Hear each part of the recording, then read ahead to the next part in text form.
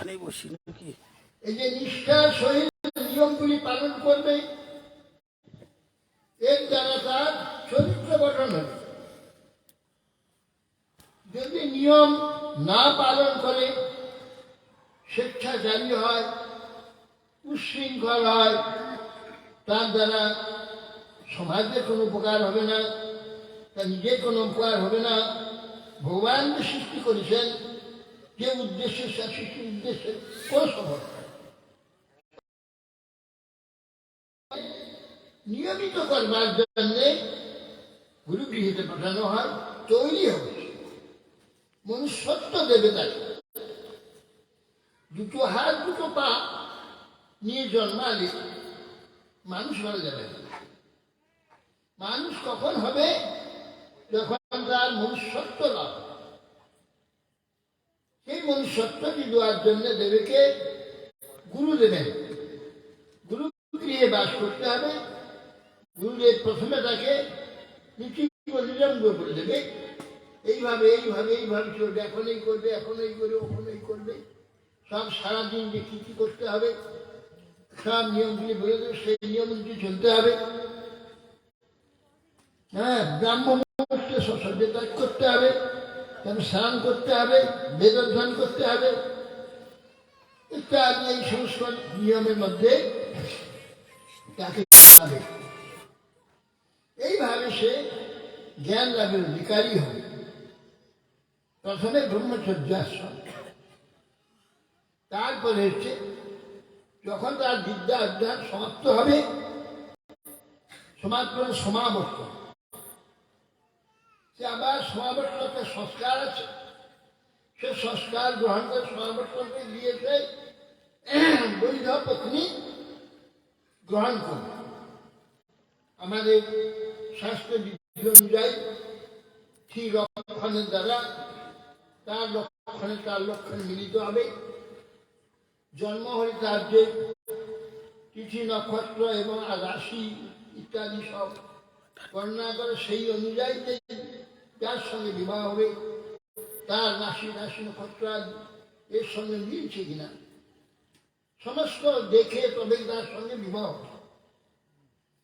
বিবাহ হলে অচ্ছেদ্য মিল থাকবে এবং উভয়ে জীবন সুন্দর হবে। কিছু যদি ব্যতিক্রম থাকে, কিছুতে মিল হবে না।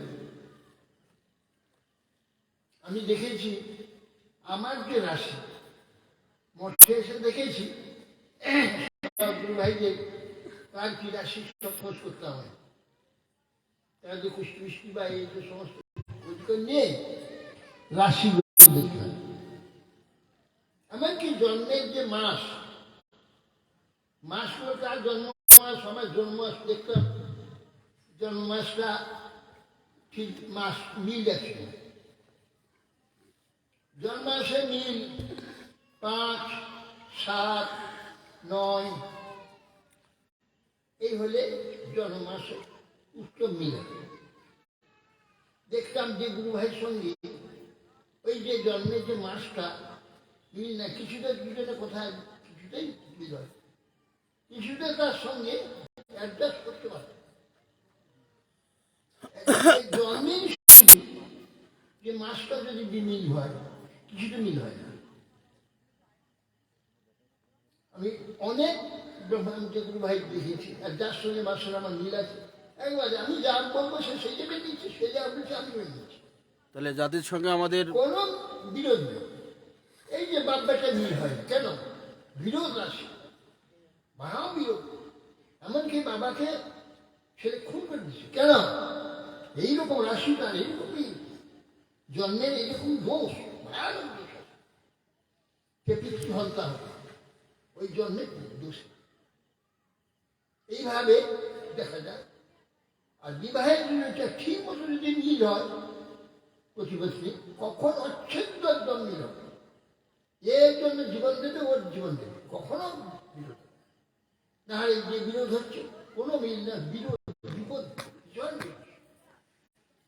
এই জন্যে এইভাবে তাকে বিবাহ হলে একথা ব্রহ্মচারী, তারপরে গৃহস্থ। গৃহস্থ 50-60 বছর পর্যন্ত সে গৃহস্থালি করবে, পুত্র বড় হবে, তাকে বিবাহ করে সে উপার্জনশীল হবে, সংসার রক্ষা করতে পারবে, তারপর সে বানপ্রস্থে চলে যাবে পরমার্থের জন্য, পরকালের জন্য সেখানে গিয়ে তপস্যা করবে।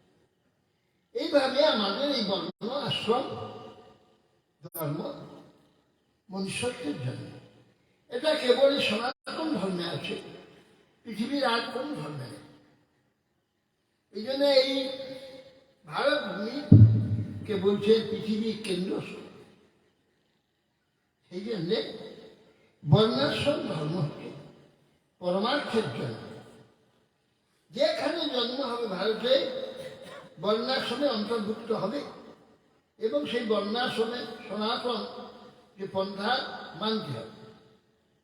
আমাদের যখন বিশ্ব সৃষ্টি হয়, ব্রহ্মা তখন প্রথমে কচু, পুলহ, পৌলস্ত, অত্রি, ইন্দ্রা, বশিষ্ঠ, মরিচি, দক্ষ, নারদ, কর্দম ইত্যাদি এদের মানুষের সৃষ্টি করেছে।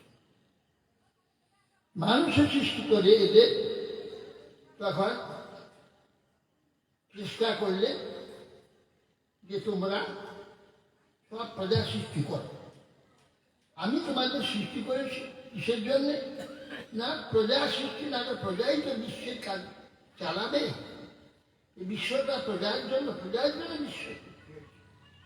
তাতে সেই বিশ্বতে প্রজা যাতে বর্ধিত হয়, তোমরা সতর্ক। তারা প্রত্যেকে তপস্যায় মগ্ন হয়ে আনন্দেই আছে। কেউ আর প্রজা সৃষ্টি করছে না, প্রজা বাড়াচ্ছে না, প্রজা বাড়ছে না। ব্রহ্মা বলছে তোমরা কেউ প্রজা বাড়ছো না, বাড়াচ্ছ না। কেউ বলছে প্রজা বাড়ছে না, আনন্দ সঙ্গে তুমি প্রজা বর্ধিত করো, বিবাহ করো। বলে আমি এটা করবো না, আমি ব্রহ্মার আরাধনা করবো, হরি আরাধনা করবো না। আমার যারা সন্তান হয়েছে, আমি সৃষ্টি করতাম, আমার তো সন্তান প্রজা সৃষ্টি করতে হবে। তুমি প্রজা সৃষ্টি করো। আমি তো সৃষ্টি কি আমি তোমার পিতা যাবো না, আমার আদেশ পালন করতে হয় না। আমি এটা পারবো কিন্তু হরি আরাধনা করা কেউ ইচ্ছা করে কোন পিতা থেকে বাধা দেয়, সে যদি না মানে সে পুত্র কেমন কিছু দোষ নেই। তার অভিসম্পাদ দিচ্ছি, শতকাল ধর্মে নিয়ে ভোগ করবে, বিবাহ করবে না, বৈরাগী হবে, ব্রহ্মচর্য পালন করে, পিতৃ কথা শুনবে না, অভিসম্পাদ দিয়ে দেবে। কি আমি হরি আরাধনা করবো, তার বিরোধ আপনি করছেন। যে পিতা, যে গুরুজন হরি আরাধনা করবো তার জন্য বিরোধ করবে, সে ব্যক্তি সেই সম্বন্ধে কোনো দায় তার বসাবে না, তার সেই সম্বন্ধে কোনো কর্তব্য পালন করবে না। যদি পিতা, গুরুজন আর কেউ হরিভূষণে বাধা দেয়, আপনি এই পিতৃ কর্তব্য করছেন না, সেই জন্য আপনাকে আমি অভিসম্পাদ দিই। আমাকে জোর করে 100 গান্ধর্বীকে ভোগ করবার জন্য লাগিয়ে দিলেন, আমি 80 গান্ধর্বী নিয়ে ভোগ করবো, করতে হবে আমাকে। আপনাকে আমি ছাড়বো না, আপনাকে অভিসম্পাদ দেবো। 3 কল্প আপনাকে অপূজ্য হয়ে থাকতে হবে। যারা হরিভজন করে না, হরিভজন বিরোধ করে, সে অপূজ্য। অতএব আপনি 3 কল্প হয়ে থাকবেন। কত কল্পে অপূজ্য ছিল? আপনার আপনার কবচ থাকবে না, মন্ত্র থাকবে না, এবং আপনাকে কেউ পূজা করবে না। ব্রহ্মার মন্ত্র নাই, কবচ নাই। ব্রহ্মা কল্পে অপূজ্য ছিল, সে কল্প যে বর্তমান কল্প চলছে এতে অপূজ্য আছে, আগামী যে কল্প হবে সে কল্প অপূজ্য।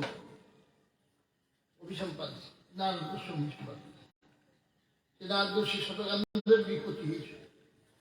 পরবর্তীকালে আবার দেবতা সে নৃত্য করতে করতে অহংকারী অভিমানে এমন বেতাল করেছিল, সেজন্য দেবতা ইন্দ্র অভিসম্পাদ দিল, যাও মনুষ্যের ন্যায় করবো, অহংকার তোমার হয়েছে, যাও সূত্র জন্ম করবে। তার নাম কুসুম শুদ্রানী গর্ভে জন্ম হয়েছিল, সেই জন্য ঈশ্বর আরাধনা করে পুনরায় নারদত্ব প্রাপ্ত হয়েছিল।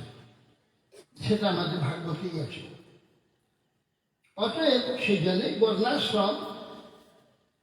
বর্ণাশ্রম ধর্ম নিষ্কপটে যদি শুদ্ধভাবে পালন করে ক্রমে মনুষ্যত্বে এসে ভগবানের আরাধনার কথা জানতে পারবে, ঈশ্বরকে জানতে পারবে। মনুষ্যত্ব কি, কেন মনুষ্য জন্ম, ভগবান কেন মনুষ্য জন্ম, কেন বিশ্ব সৃষ্টি করলেন? অনন্ত ভগবান, অনন্ত আনন্দময়, অনন্ত রসময়, অনন্ত তার চিন্ময় ধাম, অনন্ত চিন্ময় স্বরূপ তিনি। সেই চিন্ময় স্বরূপ ভগবান একটা তার মধ্যে, নিজের মধ্যে এই মায়াকে সৃষ্টি করলেন কেন? দুঃখদায়িনী মায়া, মিথ্যা সাজা, মায়া বলে কিছু নাই। যোগ মায়া, ভগবান যোগ মায়া দ্বারা এই বিশ্ব সৃষ্টি করলেন। মায়ার দ্বারা বিশ্ব সৃষ্টি হচ্ছে মায়া। মায়া কেন মায়া? মায়াকার মা, যাহা নাকি সংস্কৃতিতে না শব্দটা মা বলতে, মা গচ্ছেত, মা বদেত, তমস মা গতি জ্যোতির্গময়, অসত মা সৎগময়, মৃত্যুর মা মৃদঙ্গময়। মা, মা মানে না। মার অন্তস্থ জায়গায়, অন্তস্থ জায়গাকে ইয়ার মা, যাহা না তাহাই মায়া।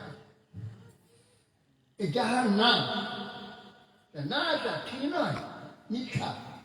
এটা ভগবান করলেন কেন? যাহা না সেটাই করেছেন মায়া। এই জন্যে